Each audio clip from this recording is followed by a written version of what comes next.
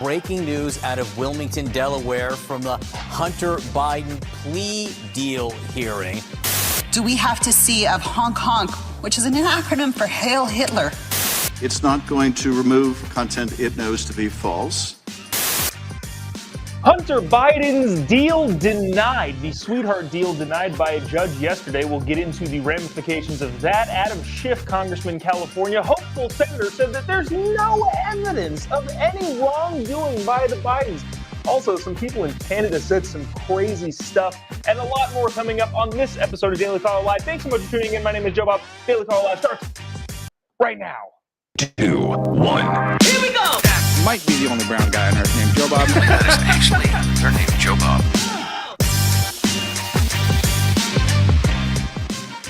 Live from the dingy bunker, completely cut off from the outside world, except for you fine folks. My name is Jobob. This is Daily Caller Live. Thanks so much for tuning in on today. It is Thursday, July 27th, year of our Lord 2023, and things have looked better for Hunter Biden.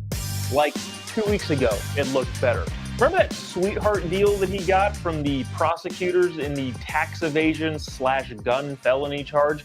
Yeah, the judge said, yeah, that's not going to happen. The investigation rolls on, and we'll get to that in just a second. Also, we're going to talk about Adam Schiff, Shifty Adam Schiff, the Schiff Show.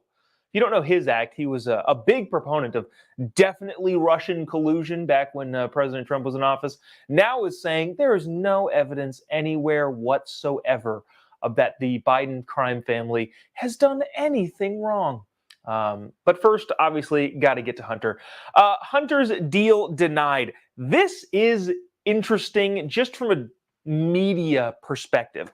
I'm going to read you what seemed like a pretty unbiased news article from the New York Times. Yesterday, or 2 days ago, there was an article in the New York Times, an editorial masquerading as a news article, saying that the only reason Hunter is in the front of the news pages right now is because Republicans are digging into his past in search of something.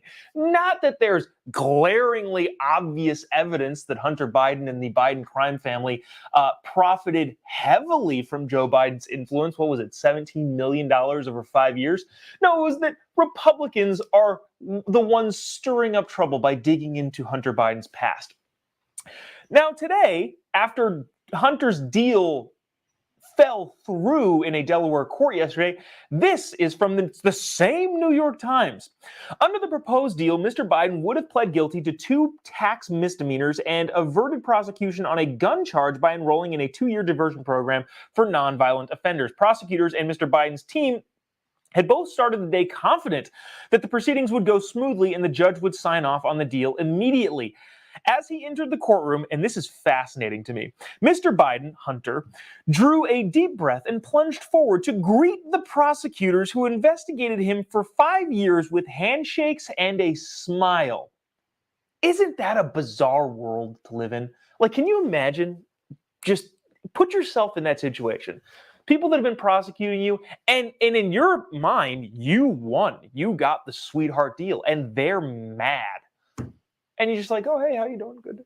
I understand pleasantries, but at this particular case, when money and prison time are on the line, I'm probably not going to say hi to you. But the mood changed. That's not from the New York Times article, but I will continue. I don't know if I'm pronouncing this judge's name right. Norika, hopefully. I'm gonna go with that, and if it's wrong, I apologize. But Judge Norika had other ideas, telling the two sides repeatedly that she had no intention of simply being a rubber stamp, and spending 3 hours sharply questioning them over nearly every detail of the detail. And then it all fell apart. I cannot accept this plea deal agreement today, said the judge, who they do say this, and this is kind of interesting. This is just true. It doesn't seem to be editorializing in any way, but the article says this is from the New York Times. The judge who was nominated to the bench by President Donald Trump in 2017, and the reason why I don't think it's editorializing is because then they say this, with the support of the Delaware 2 Democrat senators. So, yes, did Trump nominate this judge? Yes, but also the 2 senators from the state in which the trial is being held said, yeah, that's fine. An exhausted-looking Mr. Biden, this is again from the New York Times, trudged out of the courthouse looking a bit stunned, as you would be. Holy cow, I think I've got a sweetheart deal because, I don't know if you know this, Hunter's dad is the president of the United States. And as much as people, especially lefties on the side of the aisle, like to pretend that the system is fair and just, it's a little bit more, quote-unquote, fair for Hunter and Joe in several situations, including this one. But yeah, you would be a little bit stunned. He looked a little bit stunned as his lawyers puzzled over what to do next. At the end of the hearing, Mr. Biden entered a plea of not guilty on tax charges, which will reverse the two sides which he will reverse if the two sides revise their agreement to the judge's satisfaction. In other words, the judge looked at the prosecution and the defendant and said, no way. And I think a lot can be said about the whistleblowers, and there's a big montage. I'll play it tomorrow because it's just too long to play today, of how the media is covering the whistleblowers, but that can be a story for a different time. But the whistleblowers, I think, had a huge impact on this. Skipping down a little bit, Judge Norica, Judge Norica's concerns appeared to be centered on the two elements proposed of the deal. One was the provision that it would have offered Mr. Biden insulation, and I didn't know this, but the deal would have offered Hunter insulation against any further prosecution on matters scrutinized by federal prosecutors during the 5-year inquiry, providing him with some protection against the possibility of Mr. Trump, if reelected, or another Republican president seeking to open the case. So it had like protections for other cases that may have come up in this 5-year investigation. You don't get to prosecute him for that either. And the judge was like, why? The other issue that the judge had was with the diversion program on the gun charge, which she would be called on to play a role in determining whether or not Hunter Biden was meeting the terms of the deal. This is interesting. This is interesting language, and this is the last I'll read of this. The judge said that she was not trying to sink the agreement, but to strengthen it by ironing out ambiguities and inconsistencies, a view held by some former department officials.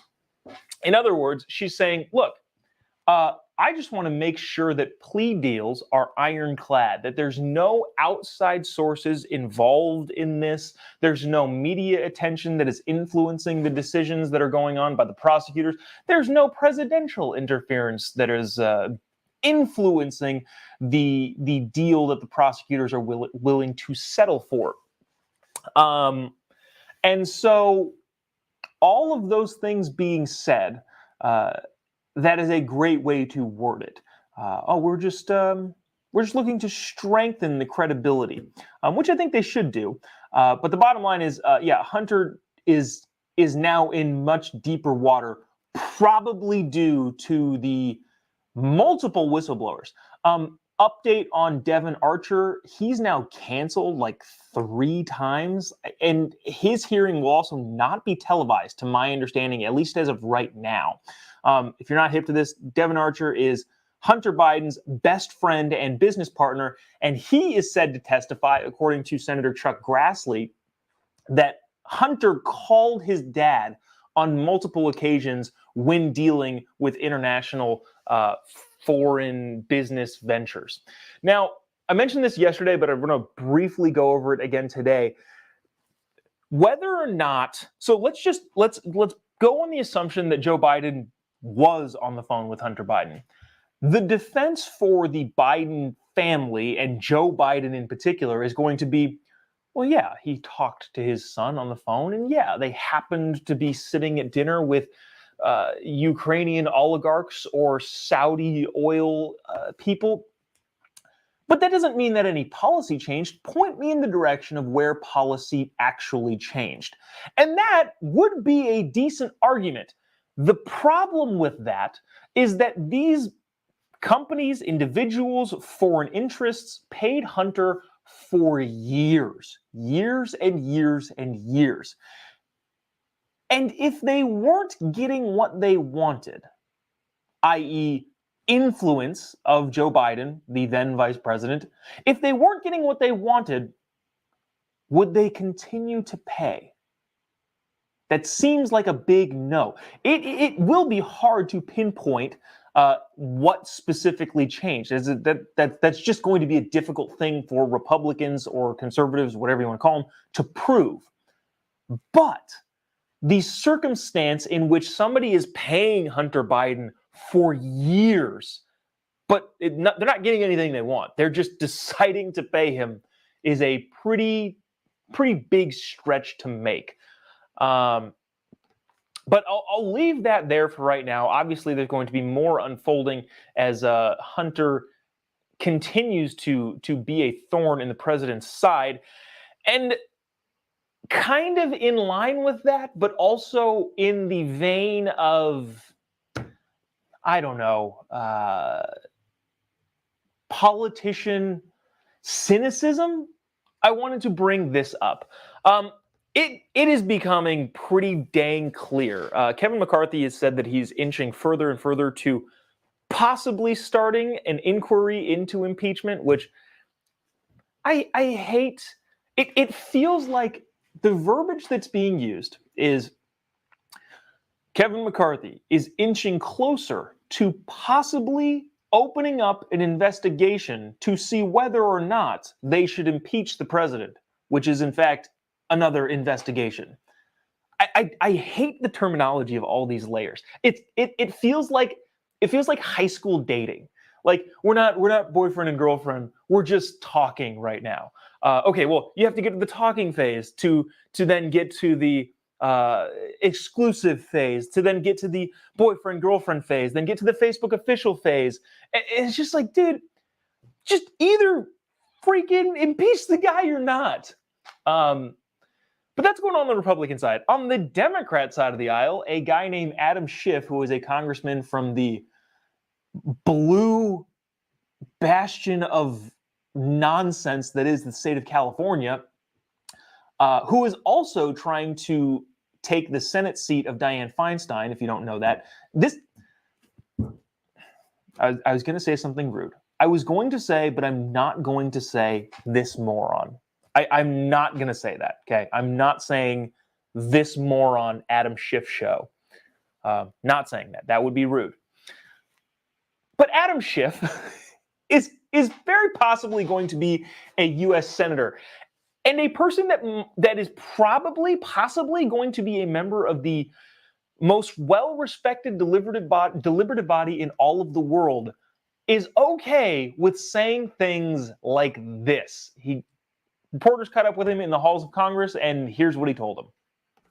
I think the Republican desire to impeach someone, anyone, no matter whether there's any evidence, just shows how they have descended into chaos. So if you don't know Adam's act, Adam was pushing the Trump-Russia collusion thing. He said on TV, there's evidence in plain sight. He has seen the evidence of Russian collusion. Of course, all of that turned out to be a lie. And I think we all know that he knew that he was lying at the time. But now, when there is very credible instances of Joe Biden and his family doing some pretty bad things, even if there's a sniff of impeachment, he says, well, without any evidence whatsoever, they're going to just impeach somebody, which is indicative of their fall into chaos. What I would say to Adam is not that you're wrong. I would say to Adam, holy cow, the cojones on this guy to be able to blatantly lie to the public and not think that anything will happen. This is a kind of diverging into a different, not necessarily a tangent, but this is more a case of the cynical politician looking at the electorate and wondering what they'll do than it is a politician just lying and playing politics. To say that there is no evidence whatsoever to even open an inquiry into an impeachment of the president who is seemingly pretty dang near corrupt isn't like it's not really even lying. It's just straight cynicism. He knows, he's a smart guy, he knows what he's saying, but he is betting on the fact that the American people are too dumb to look into anything that he says is true. In other words, he believes that the American people and the media and everybody won't push back. And here's the cynic in me. I think he's right, probably. Unfortunately, we currently live in a place where this guy went on TV for 4 years saying that there is clearly something that wasn't true and he knew wasn't true. Why then, if he is still able to keep all of his keep his seat in Congress, if he's going to run for Senate and have a good chance, run for the Senate and have a good chance of winning, why would he think that saying something this ridiculous in the halls of Congress in a walking interview would be any different? I don't know. Unfortunately, we've gotten to a place where nobody does their due diligence and nobody checks up on these people. And on both sides of the aisle here, if you don't do that and you let them get away with everything, they're going to get away with everything. I want to play this clip too. This is also Adam Schiff's show. I believe this is also yesterday. The same guy who went on TV and lied about the Russia thing for however long, talking about YouTube and whether or not YouTube should allow free speech effectively. He's not for it. He does not like the whole free speech thing. Check this out. I'm particularly concerned about YouTube's recent decision. I think, the Republican badgering has had an effect, and this is part of the effect. YouTube recently decided to, quote, stop removing content that advances false claims that widespread fraud, errors, or glitches occurred in the 2020 and other past U.S. presidential elections. So YouTube has now decided it's not going to remove content it knows to be false. Other social media platforms like Twitter have decided to fire those that would be in the business of security or looking for misinformation, disinformation campaigns from whatever sources. See, I don't know. I listened to that. I'm curious what you think in the comment section, but I listened to that and I'm past the point of, dude, you're just wrong. You're just wrong. I'm past that point. I am now into I am legitimately impressed with the ability to sit there having the background of just flat out lying to the American people and to have the audacity to just sit there and say, well, YouTube is refusing to take down things that they know are false. After having just spent the last 4 years talking about things that you knew were false, it honest to God is impressive. I understand people get up in arms and mad about this, and they should. It's maddening. But also, is it not just impressive the audacity that some people can have? I don't know. There's a part of me that envies it a little bit. I have said multiple times, and this is, I don't know, my political mantra. I will never lie to anybody outright. I've been wrong before. I've been misled before. And if that's the case, I will openly admit it. But in no way, shape, or form am I going to sit here and tell you, this is a banana. Which is effectively what Adam does. The cojones it takes to sit there and lie to an audience and then know that audience won't ever push back is, dang, that is something. What is credibility if it never goes away when you lose it? Anyways, I want to move on to this because I think this is also important, and I feel like again, just another really interesting look into society. have to talk about this because this is Mitch McConnell, the minority leader for the Republicans in the Senate. I don't know if you saw this video. I don't know. I think it played pretty much everywhere. Bunch of people talking about it on the conservative side of the aisle. Now, that's important, and the only reason I think this is important is because the reaction around this, and this is, I'll state this off at the beginning. This is sad, regardless of who it is, and I've said the same exact thing about Joe Biden. It is sad. And also, these are some of the most powerful people in the government and in the world, and so you kind of have to pay attention to it. This is Mitch McConnell. I don't really even know what's happening. He just kind of blanked out and froze at a podium at a press conference. I'll show you a small bit of it, but not the entire thing. So here, check this out. Wait a minute. Are you good, Mitch? Okay, Mitch. Anything else you want to say, or should we just go back to your press? Do you want to say anything else to the press? Go ahead, John. I'll take it. Let's go back to you. Go ahead, John.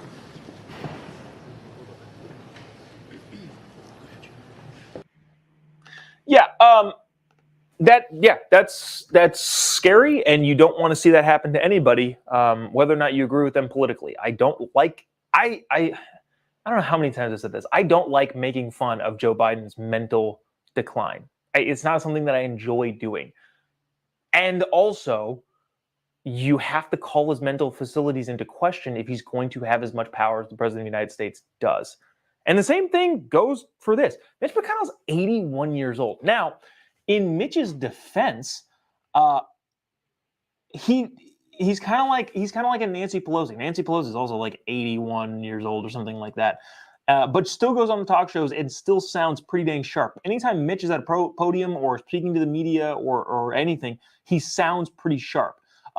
This is kind of like a one-off thing, whereas Joe Biden makes gaffe after gaffe and forgets things constantly. So it's not really quite the same thing, but at the same time, yeah, this is a weird thing. Now, the thing that I thought was fascinating about this is the media response to it. A bunch of people on the lefty side of the aisle decided to accuse people that generally side politically with Mitch of something that they weren't doing. I always forget, is there an N in this guy's name? I think it's Mehdi Hassan. Mendy? Is it Mendy? Hold on. Let me pull up the tweet because I thought it was interesting. Oh, he said this. Mehdi Hassan. He said this. My reaction to this is I hope he's okay. And then in parentheses beneath that, which is fine. Good. I also hope he's okay. In parentheses beneath that, he says, we all know what the right's reaction would be if this was Biden. Yes, true. And also, it was the same reaction to Mitch, too. Every single person on Twitter, at least, and I'm pretty sure it made all of the news channels, talked about this the same way they talk about Joe Biden. Nobody pulled any punches. I think I saw, like, DC Drano talked about it, which, you know, if you don't are online, you probably don't know who that is, but he's a huge political force in the conservative movement. Charlie Kirk was talking about this. Names are blanking on me right now, but going through, I saw the same thing. I saw people that I agree with, and I think I agree with the sentiment that just said term limits. Like, to sit here and pretend that the right side of the aisle would treat this really all that much differently than Joe Biden. Now, the caveat is that Joe Biden does this way more often and has way more power. But to sit there and go, well, we all know how the right would react if this was Joe Biden. Yes, it's the same way. Expressing concern for the guy and also saying you can't have this much power with this big of a lack of mental capability. You just can't do it. So at the end of the day, there's just this like delusional mindset of like accusing, and this isn't entirely associated with the left side of the aisle. I know Republicans or the right side of the aisle do this too, probably most notably with the Barbie movie. but accusing one side of doing something that they're not doing at all, to sit there and say, well, we all would know how they would do this if Joe Biden did, is incredibly disingenuous. Or maybe, I'm going to hold room for this, maybe he doesn't have the internet and was only able to tweet that via somebody who does have the internet and didn't get the opportunity to scroll through the thousands of conservatives also saying, hey, this is crazy. Speaking of Mitch. Now, to be fair to Mitch, I want to play this clip. This is, I don't know if immediately after, but fairly close after, walking down the hall in Congress, kind of talking to reporters, at least for a little bit. Check this out. Well, the president called to check on me. I told him I got sandbagged. Oh, nice. How are you feeling now, sir? How are you feeling now? I'm fine. Have you seen a doctor? Are you going to see a doctor? Any idea what happened? Huh? Any idea what happened? I'm fine. That's the important Dehydrated? part. Yeah, I don't know, man. Yeah, regardless, it's scary and sad, but he looked to be okay, I think, as okay as an 81-year-old can be. There's like a I don't believe this, by the way. I'm just saying that there's a small part of me. Mitch, unlike Joe Biden, Mitch is known for being incredibly calculated and incredibly tactical. I don't know what advantage it would be for him to do something like this. I don't think this happened. But also, I would be, in the modern day, I wouldn't put it past politicians to pull really any stunt in order to get attention. But again, I don't think that happened. I'm just, that's where my mind goes. When really anything happens on any side of the aisle, it's like weird. Yesterday, the big, I don't want to say conspiracy, but kind of like a weird thing when they did the alien thing the same day that Hunter was in court with his plea deal thing, which some could say, yeah, they were trying to remove the media out of the Hunter Biden situation and solely focus on the aliens in Congress. But I think that narrative or theory blows up when Hunter's plea deal falls apart. So there is all that. Let me see. Is there anything else I wanted to specifically get into? This is just kind of going back to this really quick. This is not necessarily Hunter related, but wow, we'll talk about this tomorrow. It's the entirety of the scope of political maneuvering over the last 10 years has been fascinating. Especially with the inquiry into Joe Biden of whether or not he should be impeached. I tend to think more presidents should be impeached. I was convinced of that by, several different people. But this is not the way the country is supposed to work. I think I tangented on that yesterday. I don't think impeachment is necessarily a bad thing. But if you look at the first Trump impeachment, it was a phone call in which he was investigating, supposedly, the Biden family, who turned out to be doing the things that he was looking into. Just this crazy, I don't know. We'll talk more about that tomorrow because I have some thoughts on that and the Russia collusion thing. Should Trump start suing people for defamation? I don't know, maybe. Who knows? Yeah. Wild time. Let's see. Anything in the comment section worth looking at? That'll do it for us today. Appreciate you sticking around, tuning in. Let's see. I feel like tomorrow I want to talk about the strike, the Hollywood strike. I feel like there's some really interesting stuff, but it's also not pressing like this Hunter Biden thing is, this Joe Biden crime family nonsense. Not nonsense, chaos. Maybe we'll talk about the Hollywood thing tomorrow because I think there's some really interesting stuff going on that front. But We'll see you tomorrow. If you have any, if you want to, give me a follow on any of your social media platforms. Tickets are on sale for a show I'm doing in Fallbrook, California at the Mission Theater, which interestingly enough, I looked at the ticket sales yesterday and it was like there's people buying tickets 2 months out, which is great. I really, really appreciate all you folks doing that. I usually don't buy tickets until like 2 weeks out at the earliest. But anyways, if you live in that area and you'd like to come see a hilarious comedy show, you can follow me on any of the social media platforms. You'll be able to keep up and find any links to those tickets. I believe the tickets for Arkansas and Tulsa, Oklahoma, Van Buren, Arkansas, and Tulsa, Oklahoma will go on sale, I think, later on this week. Well, geez, it's already late in the week. So maybe today, maybe tomorrow. I can't remember. And then the Twin Falls theater date will be sometime in the future. But you can find out all of that stuff and get any information that is pertinent to the comedy tour at any of my social media platforms. Also, interestingly enough, and for those of you who have for those of you who stick around and watch the entirety, first of all, really, really appreciate it. But second, you probably have heard me talk about the Facebook monetization thing. Interestingly enough, randomly, with no anything, the Facebook monetization came back. Never pointed to any reason why it ever went away. Never pointed to a specific video, gave any sort of reason for it. It just was gone for 2 months, and now it's back. So, anyways. So yeah, give me a follow on your social media platforms, and we can continue the conversation there. That'll do it for us today. See you tomorrow, same time, same place. Have a great rest of your day. God bless America.